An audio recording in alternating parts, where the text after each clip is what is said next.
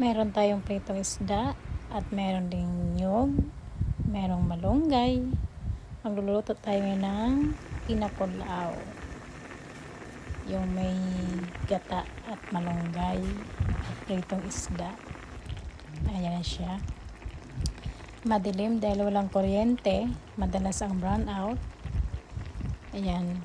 Pinapatuyo-tuyo lang natin ng konti ang sabaw. At tayo kakain na. Meron tayong pritong isda at meron ding niyog, merong malunggay. Magluluto tayo ngayon ng pinakulaw. Yung may gata at malunggay at pritong isda. Ayan siya. Madilim dahil walang kuryente. Madalas ang brown out. Ayan.